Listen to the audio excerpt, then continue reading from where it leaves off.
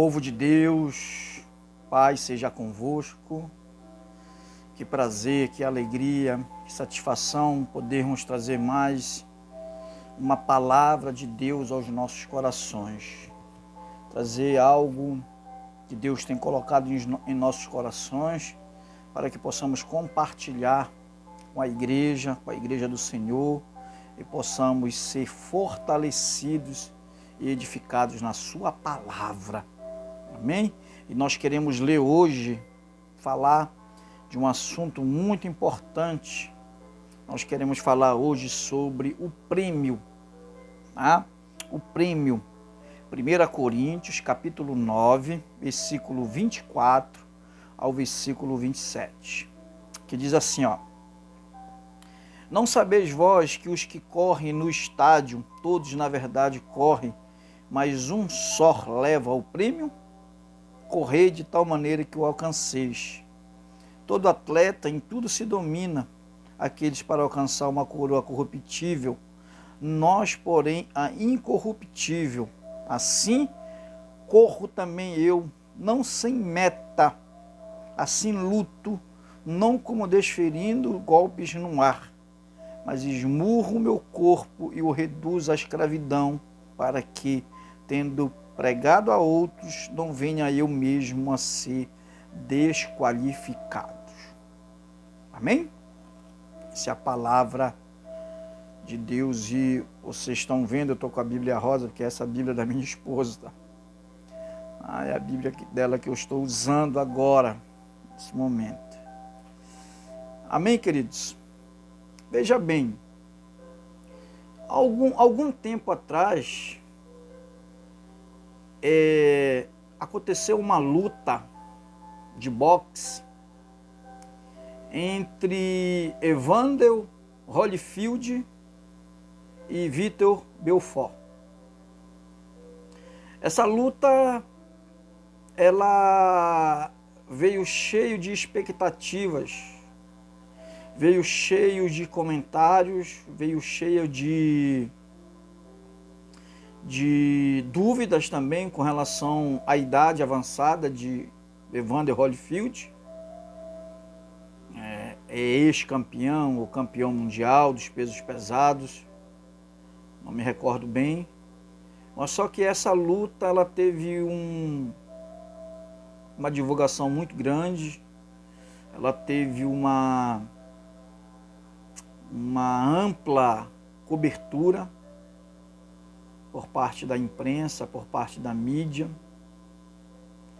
e alguns dias depois da luta, que ela foi vencida pelo Vitor, o Vitor Belfort ganhou a luta e ele foi muito criticado,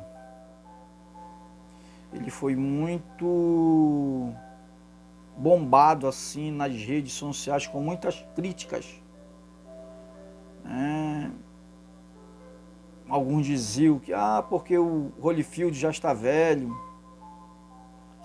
E aí o Vitor, ele escreveu um texto muito interessante em uma das suas redes sociais, que eu acompanho, eu sou seguidor dele.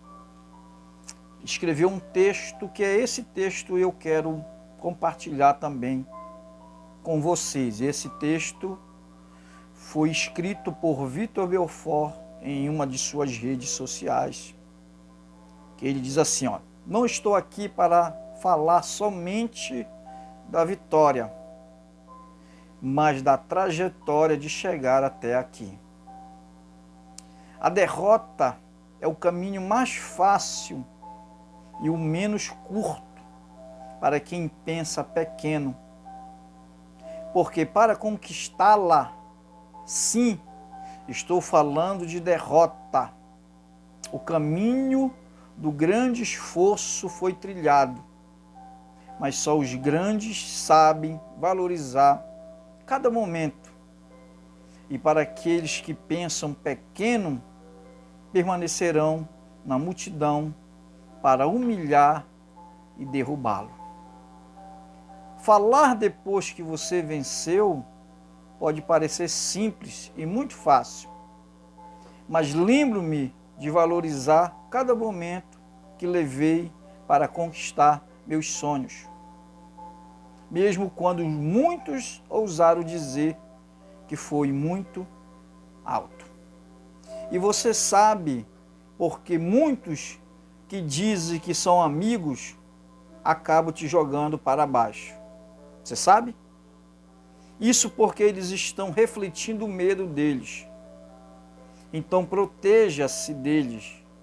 Seja mais forte a cada dia e não desista de sonhar. E acima de tudo, acredite em Deus, porque Ele sempre será a melhor fonte de inspiração para você passar por todos os momentos da sua vida. Um detalhe muito importante, não é por causa da vitória, onde você fez novos amigos. Lembre-se que velhos e bons amigos, os verdadeiros, também estiveram com você nas derrotas. Então valorize cada momento, cada alegria e seja realmente feliz. E seja realmente feliz. Amém? O que o Vitor Belfort ele está dizendo é justamente o que Paulo está escrevendo em 1 Coríntios, capítulo 9, versículo 24 ao 27, que daqui a pouco nós vamos expor ele para vocês. Tá? Mas presta atenção. Saul ou Paulo desfaz o erro de alguns leitores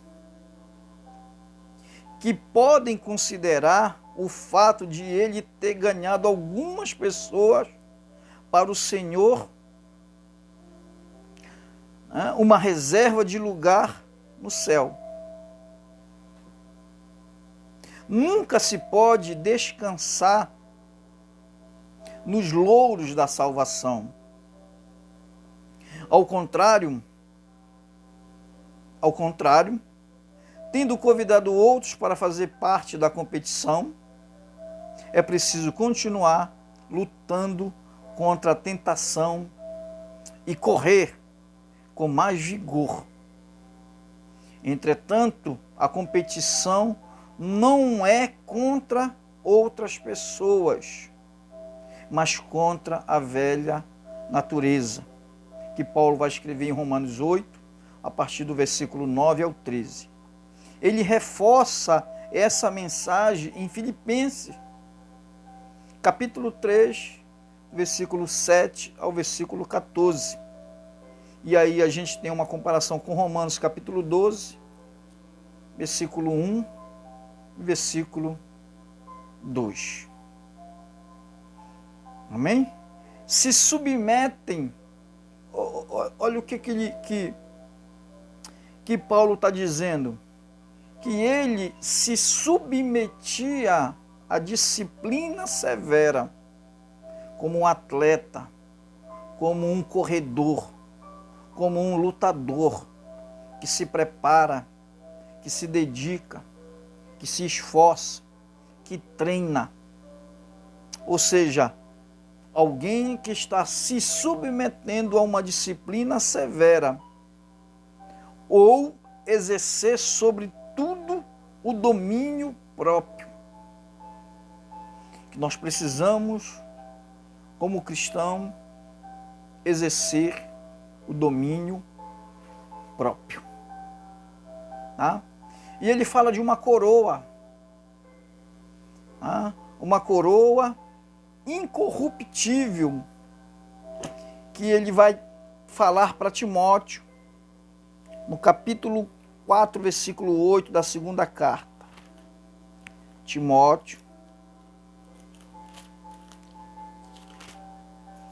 2 Timóteo 4, 8, diz assim: já agora a coroa da justiça me está guardada, o qual o Senhor, reto juiz, me dará naquele dia, e não somente a mim, mas também a todos quanto amam a sua vinda.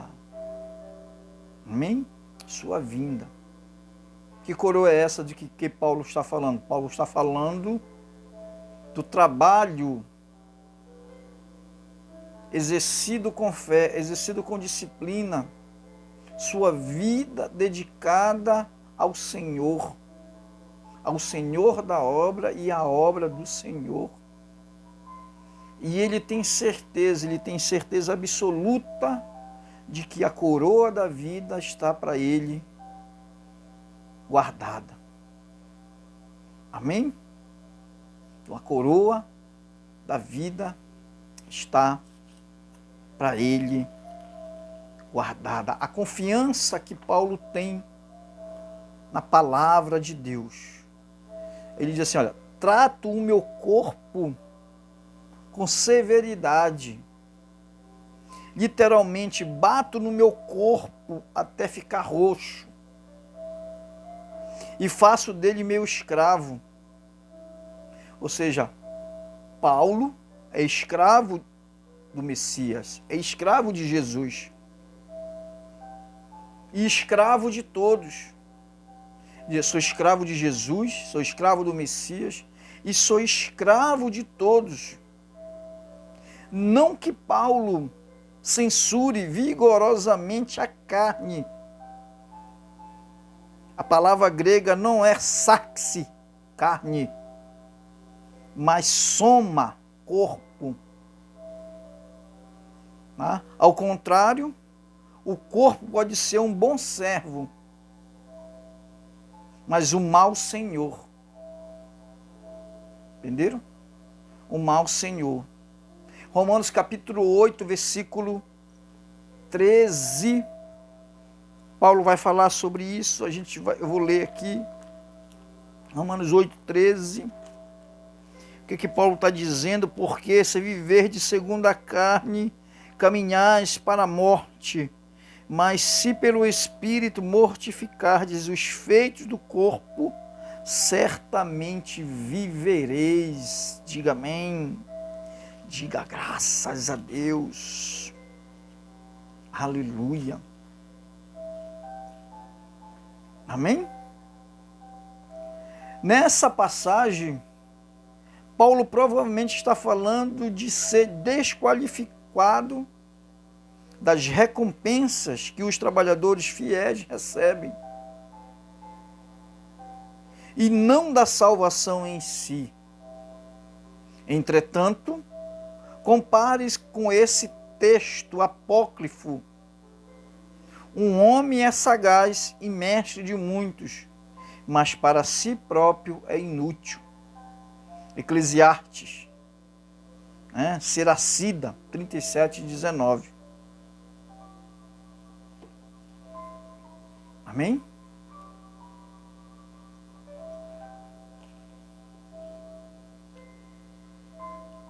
Glória a Deus. Não sabeis vós que os que correm no estádio, ou seja, Paulo tem uma visão de competição, de jogos olímpicos. Paulo tem uma ideia. Por quê? Porque ele está em Corinto, na Grécia, onde surgiram os Jogos Olímpicos. E ele está em um dia, talvez, ele passou por um estádio daquele e ficou observando os jogos, as competições, as modalidades esportivas. E ele percebeu, e ele viu com os próprios olhos e faz uma comparação da competição do mundo com a competição espiritual. Da corrida do mundo com a corrida espiritual. Ele faz uma comparação, ele faz uma alegoria, uma analogia, comparando como é que funciona o sistema do mundo e como é que trabalha o sistema de Deus. Amém? Não sabeis vós os que correm no estádio, atletas que disputavam, que corriam, que participavam dessas modalidades olímpicas. Na verdade, corre, mas só um leva o prêmio. O que Paulo está dizendo, ele viu vários atletas competindo em uma mesma modalidade, uma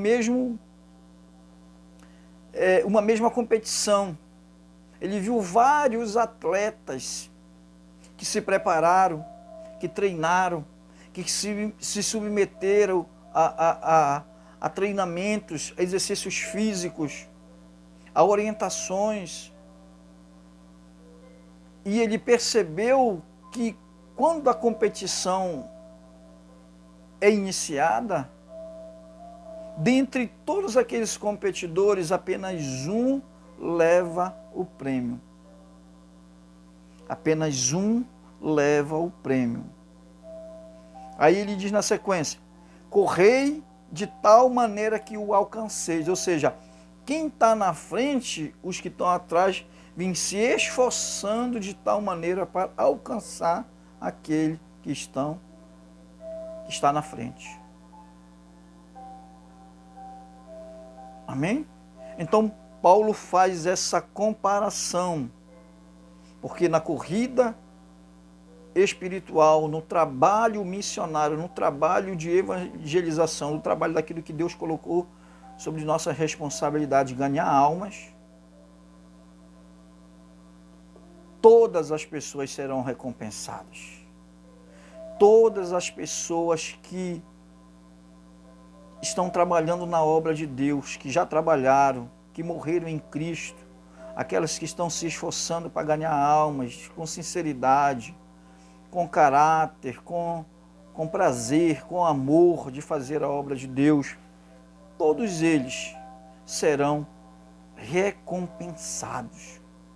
Essa é a diferença que Paulo está vendo, está percebendo quando a competição de ganhar almas é diferente da competição do mundo.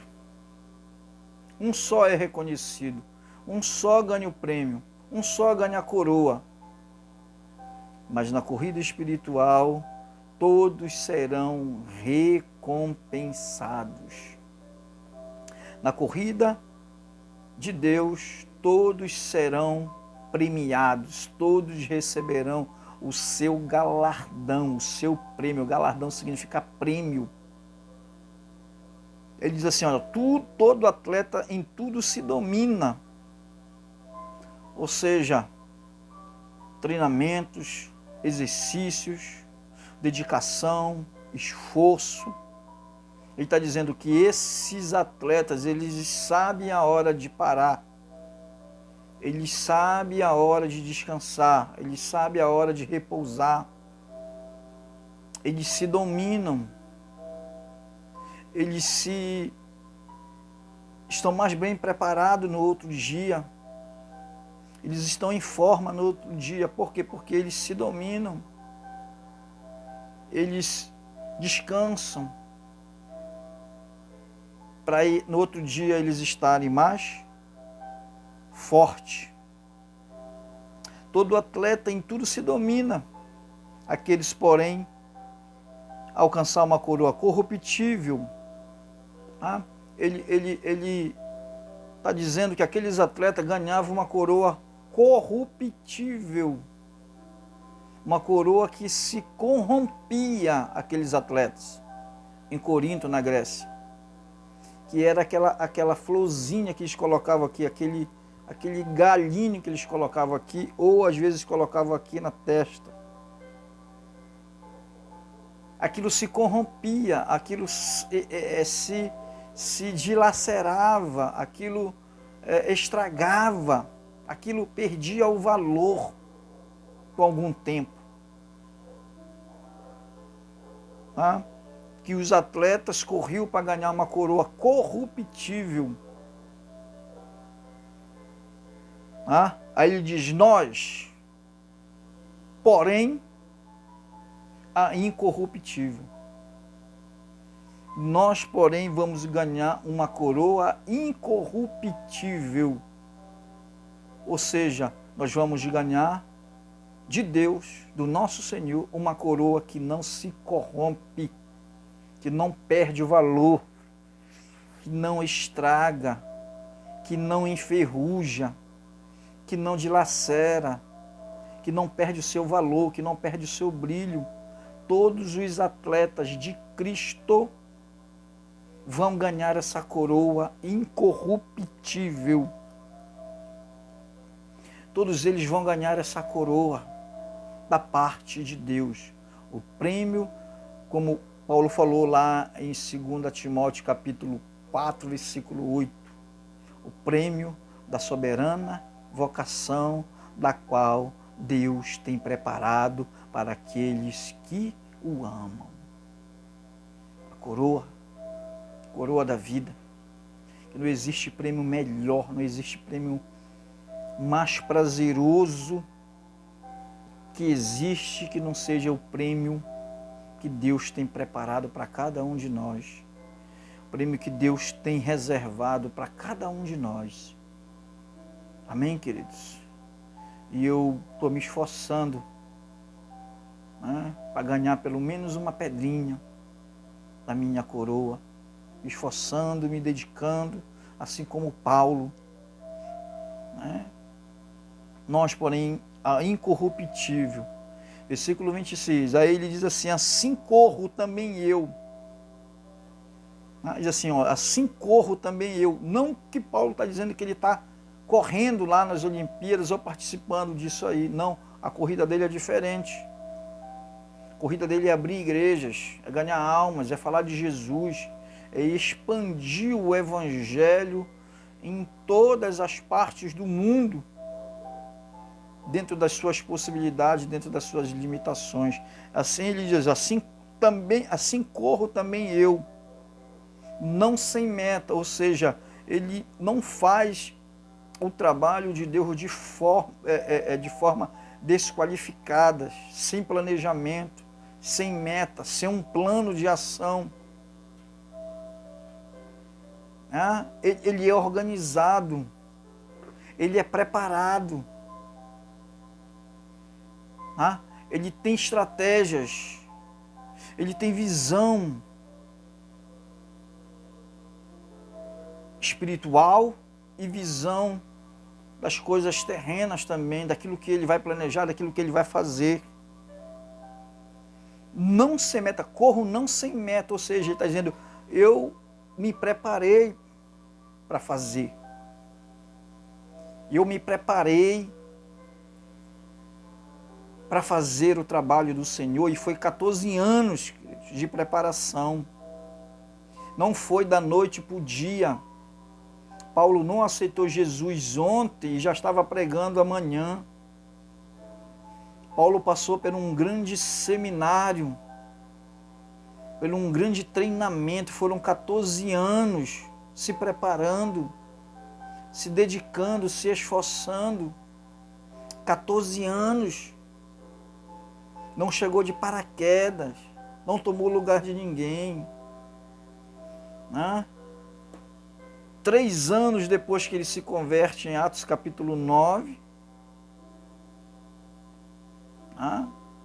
ele vai para Tarsis. De Tarsis ele fica lá mais 11 anos, para depois ser chamado para o ministério, para depois ser trazido para o ministério, sendo preparado, como a gente vê lá em Gálatas, sendo treinado e preparado pelo próprio Senhor Jesus. Pelo próprio Jesus que o treinou no deserto, dando a ele as revelações, dando a ele a sabedoria e a dimensão daquilo que Deus ia fazer através da vida dele. Ou seja, não é um homem qualquer, não é uma pessoa qualquer. Não é alguém despreparado, é alguém que treinou, o melhor aluno de Gamaliel. O cara conhecia o Pentateuco todinho. O cara falava vários idiomas, era poliglota. O homem tinha facilidades para pregar, para falar em todas as partes do mundo, porque ele sabia falar o idioma da época. Então ele não é desqualificado, ele não é uma pessoa qualquer. Ele tem planejamento, ele tem estratégia, ele tem material humano e tem material financeiro do lado dele. Ele tem a equipe que ele formou, que ele preparou, Timóteo, Silas, alguns irmãos pela parte de onde os territórios ele foi abrindo as igrejas, ele foi preparando, treinando, esses homens andavam com ele. E tinha aquele que financiava, que era Barnabé. O principal financiador do ministério de Paulo era Barnabé. E também por isso Paulo nunca deixou de trabalhar, nunca deixou de continuar no seu ofício, que era fazer tendas. Paulo, ele recusa tudo em prol do evangelho. Ele deixa tudo de lado, ele deixa a sua família, ele deixa a sua nação, deixa a sua casa, o seu lar, sua esposa, porque Paulo era casado. Muitos vão dizer que Paulo não era casado, mas Paulo era casado. Eu vou te dar duas características de que Paulo era casado. Primeiro, Paulo era membro da seita mais conhecida da época, fariseus. E para ser um fariseu, ele tinha duas características para ser fariseu. Primeiro, ele tinha que ser casado. Segundo, ele tinha que ter uma profissão. Amém? A gente vê hoje os pastores, alguns pastores que não têm profissão, alguns deles não têm esposa, são adúlteros, são prostitutos, mentirosos, não querem trabalhar, querem viver por aí pregando à custa das pessoas. Paulo nunca foi um tropeço, Paulo nunca foi uma pessoa dessa. Paulo nunca usou esse direito, ele mesmo diz, ele tinha o direito, mas ele nunca usou. Nunca foi pesado por ninguém, porque às vezes ele trabalhava no seu ofício para não ser pesado para ninguém. Hoje a gente vê totalmente o inverso, né? Hoje ser pastor, ser pregador se tornou um status, se tornou um sinônimo de ganhar dinheiro, de riqueza. Hoje ninguém tem mais paixão pelas almas, hoje ninguém tem mais paixão pela obra de Deus. Hoje se tornou uma ganância, uma disputa interna. Paulo nunca fez isso. Eu fico pensando, parece que as pessoas não leem a Bíblia. Eu fico analisando, parece que as pessoas não conhecem a Bíblia. Pastores, líderes de igreja, que outros líderes querem tomar a igreja de outros pastores, quando não leva todo mundo e abre o ministério perto. Coisa feia. Paulo nunca fez isso. Paulo nunca criou divisão na igreja, nunca criou dificuldade na igreja, mas pelo contrário, ele procurou ajudar todo mundo. Paulo procurou ajudar todo mundo. Nunca se tornar pesado para ninguém. Assim corro também eu, não sem meta. Assim eu luto. Ou seja, uma luta diária, uma luta constante.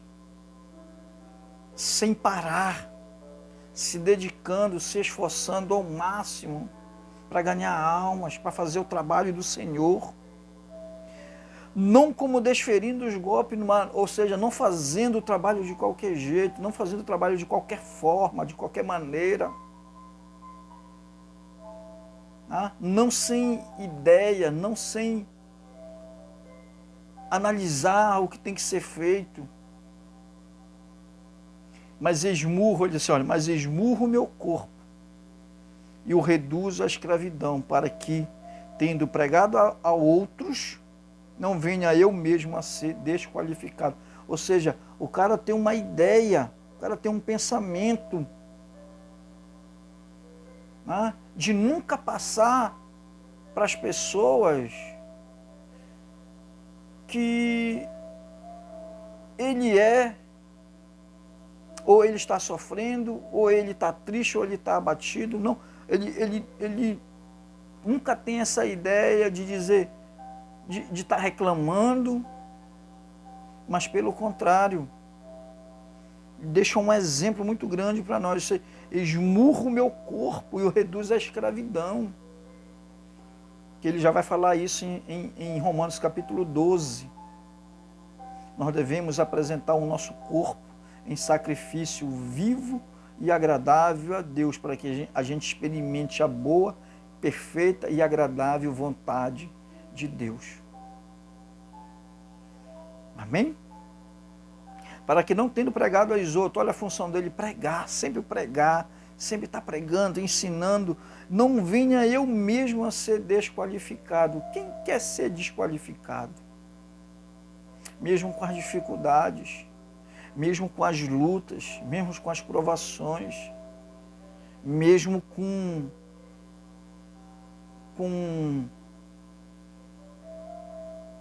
sem recursos, mesmo sem dinheiro, a gente pode sair na rua, evangelizar e falar de Jesus, ganhar almas, porque não se prega só dentro de igreja.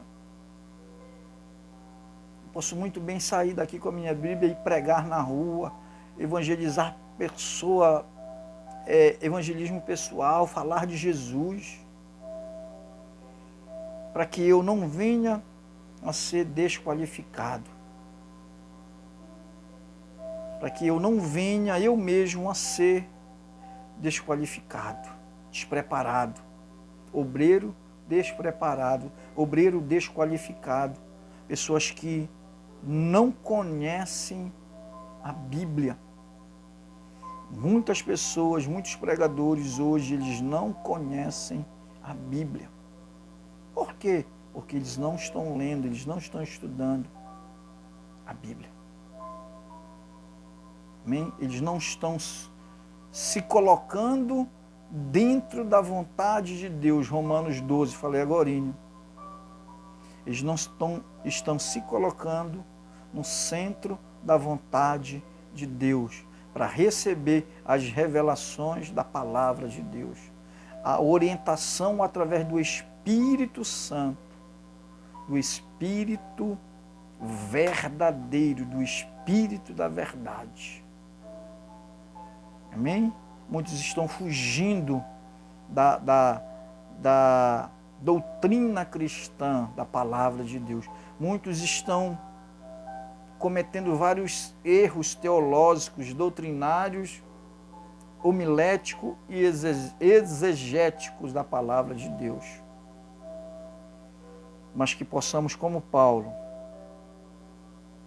pregar para as pessoas, levar o evangelho para as pessoas, levar essa boas novas, essa palavra a tempo e afora de tempo.